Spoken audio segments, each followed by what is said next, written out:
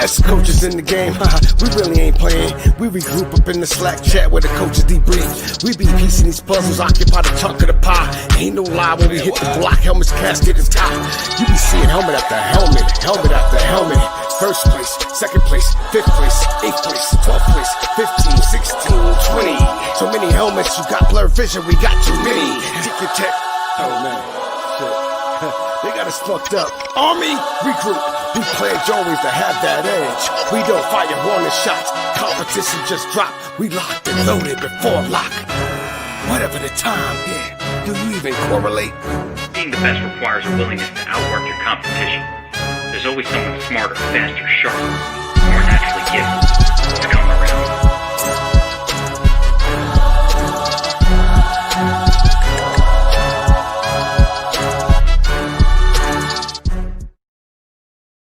What up, everybody? It's your boy, DFS Up North, a.k.a. Josh Thomas, here to talk about tonight's showdowns, right? We've got the Packers and the Falcons in the late slate, and we got an early Chiefs-Patriots game that is a COVID-related makeup. I can't believe they didn't cancel this game, but here we are, right? So I'm going to break down both games for you from the DK and FD perspective. We are going to look at who the best captain plays are, who the best MVP plays are, and I'm going to try to go fairly quickly, right? Because that Patriots game tees off in, 2 hours here, an hour and a half. So if you want to get in and make lineups, make sure that you are maybe doing that as we're talking here. All right. So without further ado, like I said, we are getting right into it. Looking at my cheat sheet. So I did both the cheat sheets today. Who's commenting here? What up, Garrett? Yeah. So I did both of the cheat sheets today. This is all me. I know Geek's got a 2-game slate breakdown that you should be watching if you are playing that 2-game slate. Geek's been crushing these 2 games. Been kind of secret about it, right? He's been slamming these Monday, Thursday, these Sunday night, Monday night games. Really, really, really crushing. So make sure that you are watching that. And then if you're playing the showdowns here, hit me up and watch this. All right. So without further ado, all right, looking at the Chiefs and the Pats. So this game is very, very interesting. Okay. We've got Brian Hoyer starting at QB. So Cam Newton went out. I think the general consensus was that, hey, now we get Jarrett Stidham. It's going to be Jarrett Stidham's first start here. And now we have Brian Hoyer starting. This game total has slid all day. We are down to 48.5, and I wouldn't be surprised. Bless me. If we were at 47, 46 before the game starts, right? I think that this is going to continue to drop. We got the Pats at a plus 475 money line favorite. That's one of the heaviest favorites that we've seen really all year. And the Pats are an 11-point favorite today. So that tells you, why we look at Vegas lines is that so we can see, all right, how do I want to build my lineups here? All right. And, especially considering that the pricing on this came out when not when Cam Newton was playing, but, looking at a similar type of lineup construction with Cam Newton in it. So, yeah, we want to look at Vegas because it's going to tell us, again, how do they expect this game to go? And that can help us build our lineup. So right now, what Vegas is telling us is that this is going to be a Chiefs onslaught. I think I would take the over on 11 right now. I think that this is going to be at 15. A 21-point thrashing. I'm not even sure that the Patriots are going to be able to move the ball that well here, unless they run it. All right, and that leads me into my captain plays. So for me on DraftKings today for this game, I'm going to be very, very heavy on one guy, and that one guy is going to be Clyde Edwards-Helaire. So I am all in today, and by all in, I mean I am going to have if I'm building 150 lineups, I'm going to have at least 50% Clyde Edwards-Helaire in the captain spot. Not only do we get a big discount off of the Mahomes, Kelsey, Tyreek Hill, who make it very difficult to build lineups with, but we're getting Clyde Edwards-Helaire in a smash spot. All right. We are projecting him for over 100 yards rushing and receiving combined. He's a heavy favorite to score a touchdown. And like I said, we just get him at that lower price.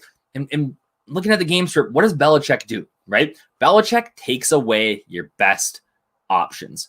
All right. He doesn't want to let Mahomes throw. We got Hill. We got Kelsey. We got Watkins. We got Mecole Hardman. Right? He's going to take away the outside, and he is going to really force or really give Andy Reid the middle of the field to run in. I would imagine that we'll see, 5-6 guys in the box at most.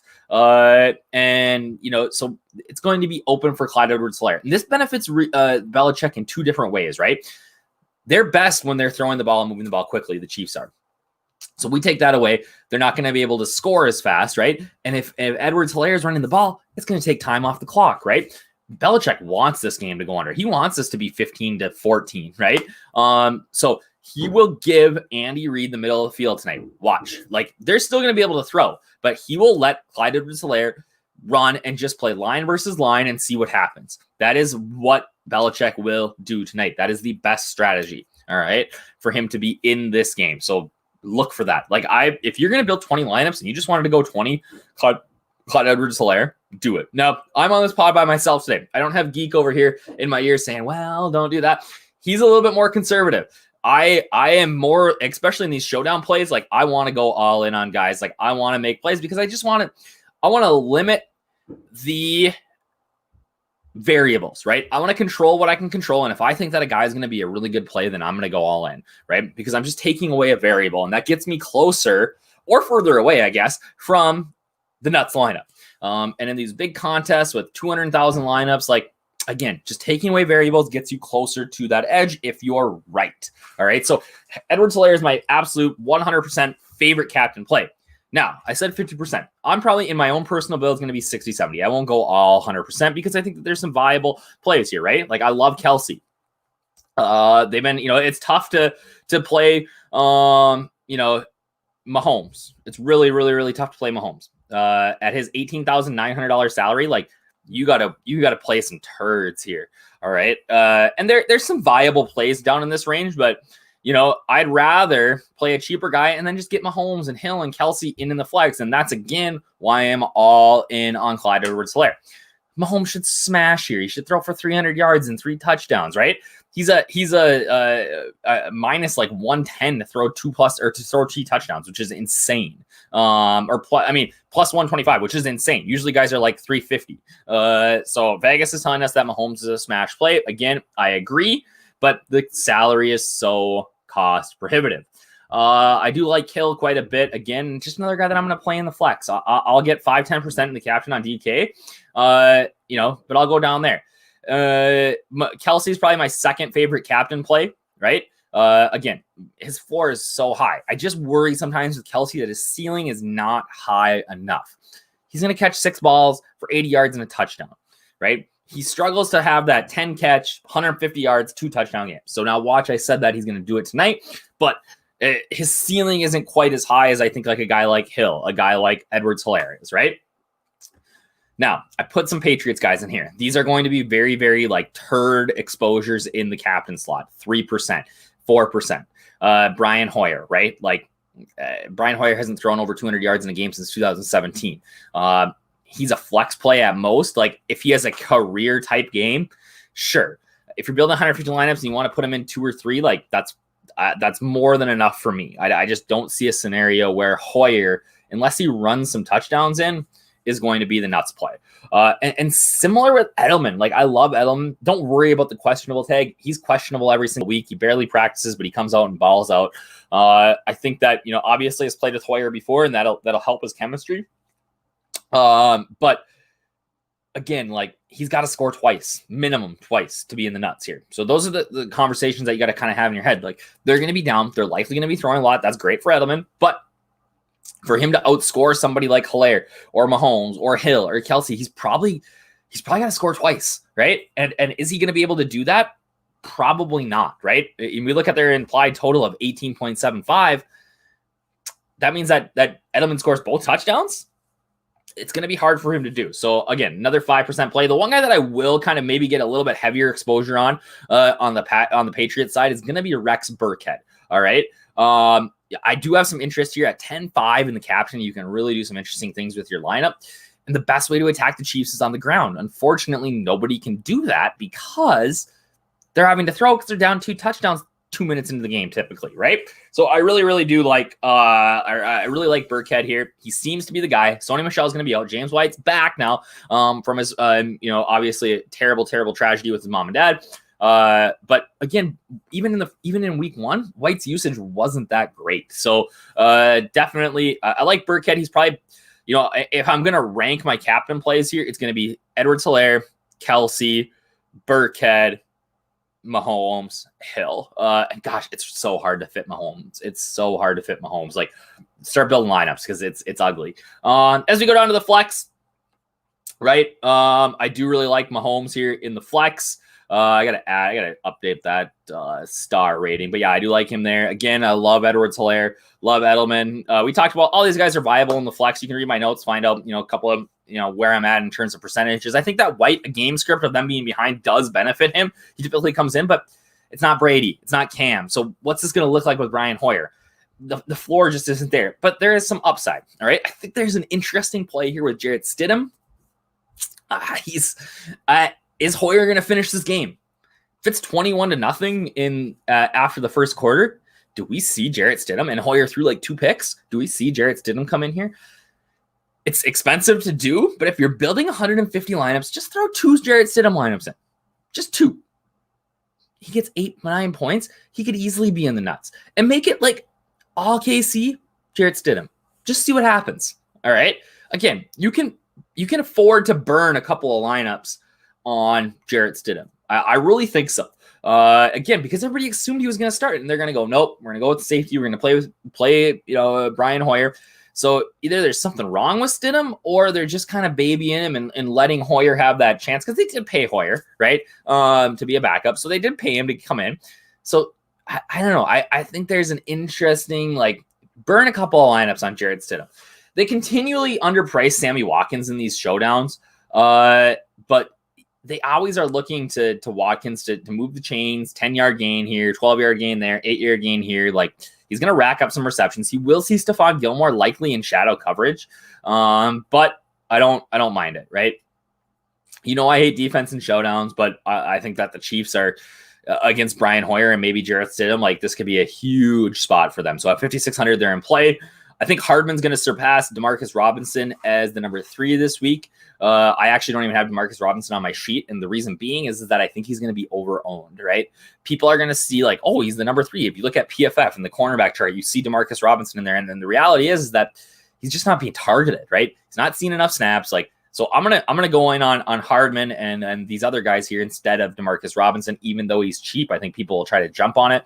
And he's going to be 10, 12, 15% over owned in the flex. So I do like Hardman. He's got elite skill, right? He's so fast, right?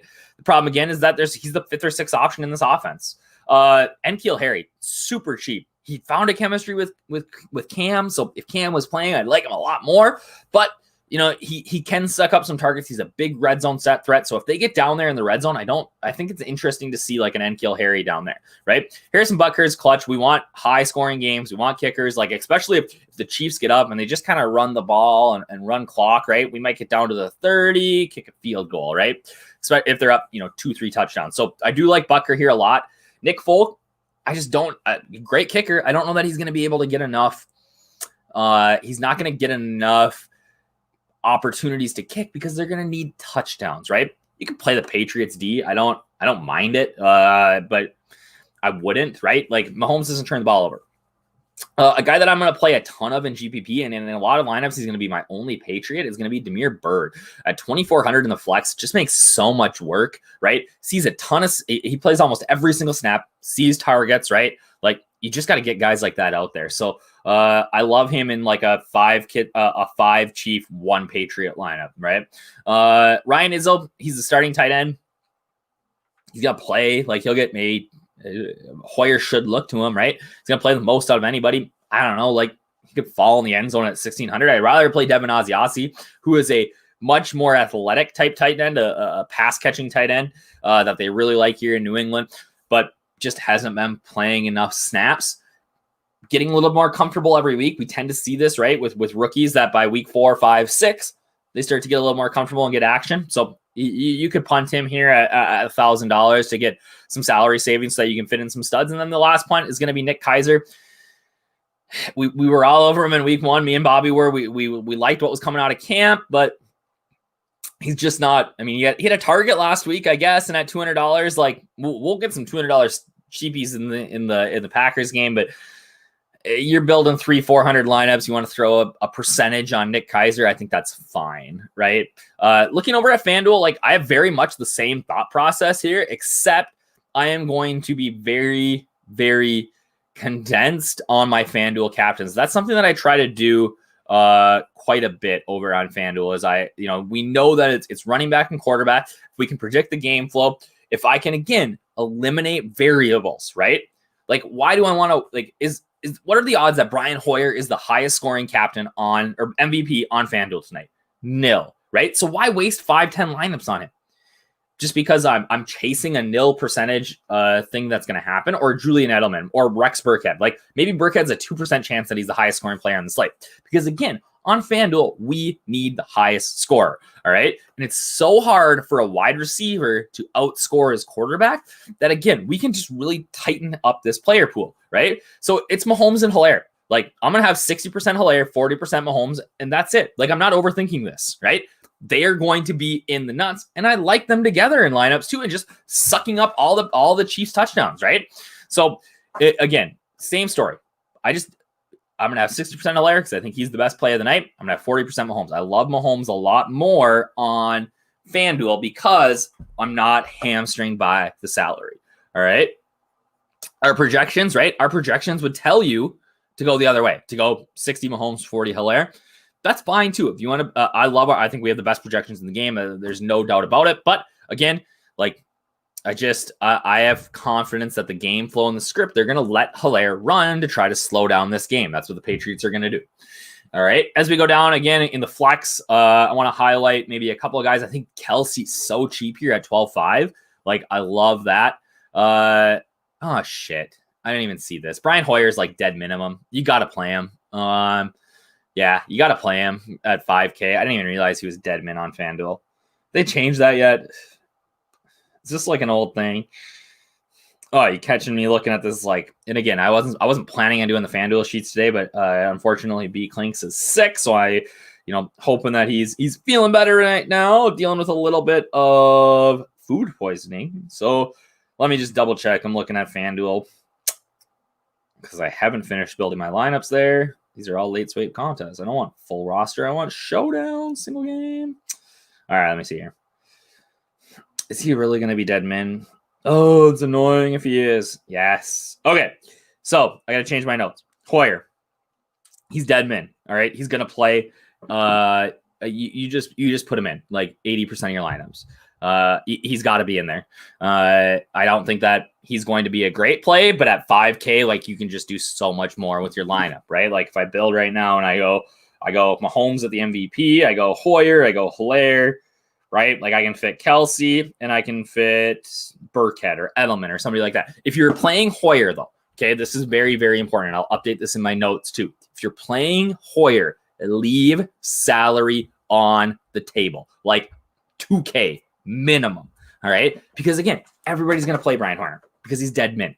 So leave 2K salary on the table to differentiate yourself and so that you can try to not chop the winning lineup with 4,000 of your closest friends. All right. Because there is scenarios, and it happens all the time on FanDuel, where you can max out 150 max contest, win it, and not win enough money to win your money back. That happens all the time. Right. So if we're going to win because Brian Hoyer played a good game, like I want to win all the monies, not just some of them. All right. Looking at other salary savers here, I like N'Keal Harry at 7,500. Izzo, Ozzy, Demir Bird, right? So if you really want to get funky here, right, you can get Bird and Hoyer, or you want to not play the Hoyer, right? You want to go maybe like 60% Hoyer, 40% Bird, right? That automatically, like, there's people aren't going to play him at that percentage, all right? And we're just assuming that Hoyer gets 6-7 points, right? There's definitely a scenario where Hoyer is not in the nuts. So yeah, maybe I'm going to put in my notes like 60%, 60 to 70% Hoyer, and then 30 to 40% Bird, because I really love Bird here. Definitely a good cash play. All right. So that is a FanDuel and DraftKings for the early game, 7:05. They have moved the Packers game back. Yeah, it's still the same price. Like, super annoying that they didn't. I'm annoyed that I didn't catch that earlier. I was in the zone trying to make my sheet and getting on it. So Yeah, they've moved the Packers game back to 9 p.m. Eastern. This is the game that I'm excited about, right? Like I love this game. I love the playing just turd receivers with Rodgers, right? So let's talk a little bit about what Vegas is telling us about this game at the second, because Vegas lines are changing all the time. So right now we got the over-under at 56.5, and the line is Packers -7. I just want to check, or -6, sorry, which I think is way too high. Let me just double check here. I want to see what the lines moved at this week. Top game. Okay, so yeah, it's -6. It opened at 56.5 or 57, and it opened at. How have the Falcons gotten less favored as the week's gone on? That's insane. This game started at a 5-point spread, and now it's a 6. I mean, I guess that it's a losing to the Vikes is the final straw. Did he get out? Is he out? Hanger? Did they fire him? Oh man, I mean, talk about. I mean, they put him as the general manager. I haven't seen if he's out yet, but yeah, that would be surprising. 5's a weird number for betting, I guess. But yeah, so we're 6-point spread now. Let's look at some of the player props here. Aaron Jones is -335 to score. Marquez Valdez-Scantling is -125. So wow, got fired. Interesting. Yeah, you're 0-4, man, and you're supposed to win this year. You got to get that. You got to be better than that.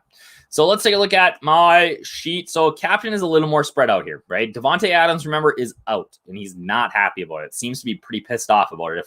He deleted his tweet now, but similar to Mahomes, right? The QB in Rodgers is just priced up so high that it's cost prohibitive to play him.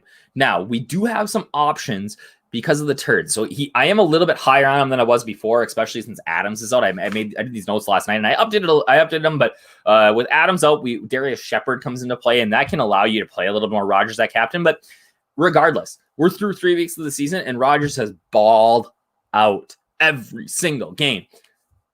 And he's gotten outscored by one of his teammates every single game on DraftKings. I mean, that's telling you something, right? So I am going to be a little bit underweight on Rodgers in the captain, but in the flex, like all in 80%. Like I will eat up that 11-4, especially because of the turds that we have now that we can play. Like I love him here. Jones, I think that Jones gets a bump with Adams out. We've seen him ball out with Adams out before. And you know, there's just not a lot of high priced options that you can play up here. His floor is so good. His ceiling's always like 3 touchdown game. Like just a fantastic captain play. It doesn't matter the game script. Doesn't matter who he's playing. Like this is a guy that you need to get 20% of every time he's in a showdown. All right. But my favorite captain play tonight is going to be Matt Ryan. 15K. We get a $2,000 break off of Aaron Rodgers, right? Like I love this spot for him. He's going to be throwing. The secondary's okay, right? You can pair him with Ridley. You can pair him with Jones. You can get a Falcons onslaught. Let's see what his player prop looks like. Passing yards. Yeah, we're at 305.5 -112, right? Like, so the line's set at 305. So we're looking at that bonus, right? He's throwing it. What do I have? 42 pass attempts a game. That's insane, right? So I love Matt Ryan in the captain slot here. He can outscore his receivers, especially because he has so many that he can throw to. It's not just, I'm throwing it to Adams like Roger says, or I'm throwing it to MVS, or like last week, I'm throwing it to Lazard 1,000 times, right? He can spread it out and like say what you want about the guy, but he can run. Ryan can score touchdowns. That's okay. I'm going to give away a free bet right now, and it's probably dumb, but what is my line? I want touchdown score. Give me Aaron Rodgers is to score plus 450. Give me that Matt Ryan plus. Put $10 on Matt Ryan to score. Put plus 800. Like, are you kidding me? Put $10 on Matt Ryan to score here. Love it. Calvin Ridley, again, guy's just been absolutely beasting. The only concerns I have about about Ridley is that the coach said, hey, we're gonna take these guys out because we don't trust them to not, they're gonna play. They want to play, and we're gonna take these guys out for some series or some plays because we just don't want them to get re-injure themselves. Same thing with Julio Jones. Matchup with Kevin King, who is not very good. That's a better matchup than Ridley has. I do think that both these guys are viable in the captain, especially at their price tag. I really like Jones, to be honest, because we're just getting so much salary savings. But my sneaky captain play of the week is Todd Gurley. I could run for 45 yards against the Packers, right? Like, they're terrible at stopping the run. So everybody thinks this is going to be a passing shootout, right? Don't sleep on Gurley here, all right? I think that there's a possibility that he could be the nuts captain at his price by running for 80 yards and 2 touchdowns. That's absolutely within the realm of possibility here. He is touchdown score. I think he's third on the list. Yeah, minus 106 to score. What is he to score 2 touchdowns? Plus 450. Yeah, he's got the best odds of anybody to score 2 touchdowns here. I like that quite a bit. And I'm going to have, 15. I said 10 here. I think I'm going to get a little bit over that, right? I think it's a definitely, like, nobody's going to play him in the captain. 0.6 ownership. They can't stop anybody. So I love that play. And then Marquez Valdez-Scantling, right? He's the number 1 guy. He is going to, likely see quite a bit of target share. The problem is that he's not really a possession type receiver. He's a guy who wants to go long. He's only going to get 4 or 5 catches a game. So I think people think that he's going to play this Adams role or play what Lazard did last week. And that's just not the type of player that MVS is, right? I think we could actually expect more of that out of like a Darius Shepard than MVS. So I'll have some, but I'm not going crazy here. In the flex, like I said, I want lots of Rodgers. I want lots of Jones, but my Russell Gage, I think he's been great in Jones's absence, but he's even in a better spot with Jones and Ridley back because now he can play his natural position in the slot, right? Great matchup. I think that this is a great spot. Shannon Sullivan is a terrible defensive back in the slot who you should see. Definitely. And Hurst is okay. I'm not sold or excited about it, but a guy that I am really excited about here is Robert Tonyan. So what we saw the Packers do last week when they were dealing with injuries, they were running out of receivers. They just ran 12 personnel, and which is 2 tight ends on the field the whole game almost. And then they'd split Tonyan out at times, or they'd split Sternberger out at times. Tonyan is the best route runner of any of the tight ends. He's scored. Like, this is a core smash play for me. You play him in cash. At 4,600, like, he saw 5 targets last week. I think that he could see 8 to 10 this week with Adams out. So I'm big on this here. I don't think the Packers D is very good, but they're viable here. Again, Ryan throws the ball so much that he's bound to turn it over at some point. Crosby, elite kicker, has not missed yet. And maybe the Packers struggle to move the ball here. So I really do like Crosby at 4,000. But on the other side of the ball, Elliott Fry, not super excited about. This will be his first ever start. So he's going to play Rodgers in primetime at home. First ever start in the NFL. He's never kicked a preseason game, nothing. So a lot of pressure there, right? So I would assume that not only that, they're just not going to give him a lot of opportunities to kick. Jamal Williams, don't sleep on him here. He's close to a core play. Aaron Jones is a monster, but Williams has evolved every week. And if in these lineups where you're going to play like Ryan Captain with Ridley and maybe Gurley, and you know what I mean? Like these kind of Falcons onslaughts, you're telling a story that the Falcons are going to get up and really compete in that game, right? And in that scenario, I think that Williams becomes a much better player, especially given how well he can catch the ball. He hasn't done it this year, but he hasn't really needed to, all right? Now they're going to be in a game where the Packers might be down here to the Falcons. And we could see Williams get a little bit more action. So I really do like Williams here. I'm going to have around 20% at least in the flex. Don't sleep on the backup running backs here. Talk about how much I like Gurley, but Brian Hill, like, guy's been good, right? He saw a ton of work last week. The Packers can't stop anybody. He could vouch or could steal touchdowns down at the goal line. Really, really like him here. Rodgers doesn't throw picks. So you're going to hope for a batted ball that they somehow catch in the air and run back for a touchdown. If you're playing the Falcons D, it's not for me. Some cheapy turds. Jay Sternberger, right? Only 2 tight ends with Mercedes Lewis now hurt again. And Josiah DeGora likely not playing. It'll just be Robert Tonyan and Jay Sternberger. Definitely an option here. He was very good in college, good receiver. Now in his second year in the Packers system, I was pretty high on him last offseason. He just really never got an opportunity, but played a little bit last week, saw some snaps. Saw 2 targets. I'm not going to have a ton, but I think he's viable. Malik Taylor should be the wide receiver number 3 here, behind MVS and Darius Shepard, who we'll talk about in a minute. He's in play, like not crazy excited about it, but yeah, he's in play. Another cheap option. Tyler Ervin is technically a running back, but they do like use him in these gadgety type screenplays. So that's a name that if you're building 150, you got to have just a little bit of Tyler Ervin, 2%, right? Get him in there. He could do something, right? He could get you a 0, but he could do something in at $800. That's great. Now, cash, close to core play. Darius Shepard is, unless we hear something here in the next hour or so, but Darius Shepard is supposed to be the wide receiver number 2 for the Packers. All right. MVS on one side, Shepard on the other. Shepard is a 4-time natty champ at NDSU, which is near me, drives me insane. They're little boys, college, school, whatever. But like the guys that smash value play at 200, like you're getting a guy who's starting at $200. Like similar to Deebo Samuel last night, you got to play him. You got to play him at like 60, 70%. There are some other cheap options down here, right? So if you wanted to like flip off him a little bit to like Malik Taylor, you're saying like, hey, I think Taylor's going to play more than Shepard tonight, which is entirely possible, right? Play that 1,200, right? But like cash, you got to play him. You got to play him in cash. It just lets you get 2 QBs in your lineup, which I think could be vital to success tonight. If he catches a touchdown, like he's auto in the nuts. So definitely, kind of play that I want to make. Now we look at the other site. Again, only difference with FanDuel is that I am going to, again, just really tighten up my core, right? Like Rodgers, a ton more here. He is way better price. But again, my favorite play is Ryan. I get $1,000, savings on him. I think that Ryan's going to outscore Rodgers tonight, because he's just going to throw the ball 45 times.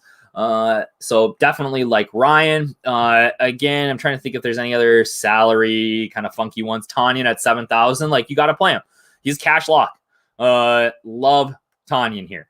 Sternberger, 5K, Shepard, 5 even, right? Like you're just getting so much salary relief on some of these guys. So again, keeping it tight in the captain and the MVPs and spreading it out in the captain a little bit more because of how the sites are set up. All right. So that's what I got for you guys. Let him fade and run. This guy in Slack keeps saying fade early because his matchup. Is he a Packers fan? Like this secondary is very, very mediocre. Oh, Harris is active. So they activated him off the IR. I'm not going to go there. It's not. Just play Burkhead, right? Like play Burkhead and White. Like Harris could get 3 snaps. I think he's good, right? He might get a goal line snap and score a touchdown, I guess. But I don't know. Yeah, fade Ridley. That's fine. Go for it. You got to be a Packers fan if you're doing that. Not my play. I think that Jones might be a better captain play because of the just because of the salary savings, but like don't fade Ridley. Please don't. Lock and load. So that's what I got for everybody. Appreciate you tuning in, checking it out. Hopefully next week we're back with the whole crew here. And we'll be back again on Thursday. I'm going to record a quick Thrive fantasy. Oh, he's talking about the 2-gamer. Still, don't fade Ridley. That's stupid. But yeah, I'll be back with a quick Thrive fantasy 1-minuter talking about my favorite props over there in a minute. So be on the lookout for that. I'll be on my Twitter. And we'll chat soon, guys. Where my turds at? Thanks.